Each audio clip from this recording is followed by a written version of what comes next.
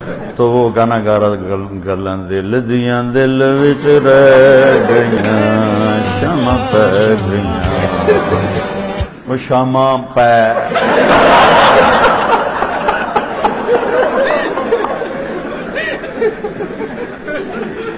बिस्मिल्लाहिर्रहमानिर्रहीम।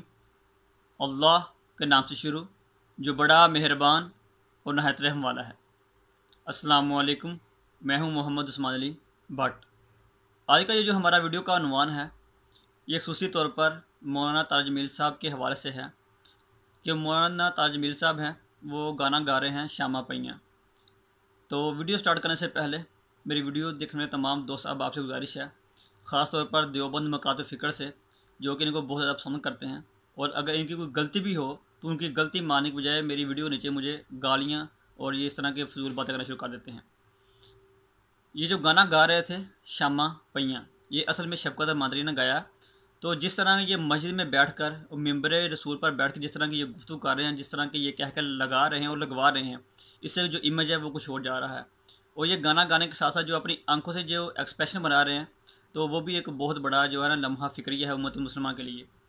मस्जिद के अदाब के हवाले से जहाँ पे बहुत से अदाब हैं, वहाँ पे मस्जिद के अदाबों में से जो एक अदाब वो ये भी है कि हदीस पाक में आता है कि नबी करीम सल्लल्लाहु अलैहि वसल्लम ने फरमाया कि आखिरी दौर में एक ऐसा गिरोह उठेगा, एक ऐसे लोग आएंगे, एक ऐसी कौम आएगी कि जो क्या करेगी, जो मस्जिद में बैठ कर दुनियादारी की दुनियावी बातें करेगी और अल्लाह को उनकी कोई परवाह नहीं है।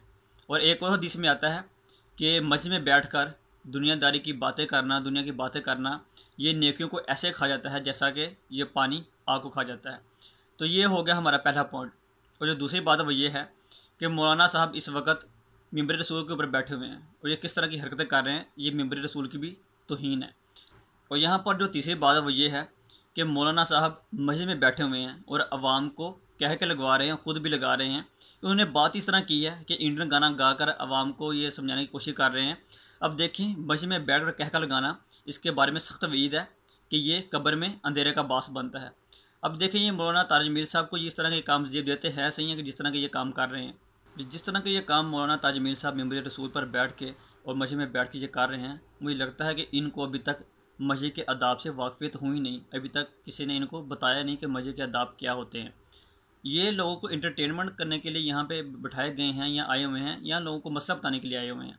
और ज़रूरी नहीं कि आप वैसे ही नकल लगा कर और वही गाना गा कर ऊपर से एक्सप्रेशन देकर जिसकी वजह से लोग हंसे हैं, कह कर लगा कर हंसे हैं, और ये खुद भी कह कर लगा कर हंसे हैं।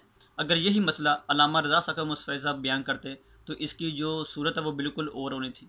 मैं पहले भी कई मरतबा अपनी वीडियो में विद रेफरेंस ये बात कर चुका हूँ कि ये जो मौलाना ताज जमील साहब हैं ये गुस्ताख़ अहले बैत हैं, गुस्ताख़ औलिया हैं, गुस्ताख़ अल्लाह है और गुस्ताख़ रसूलुल्लाह सल्लल्लाहु अलैहि वसल्लम है।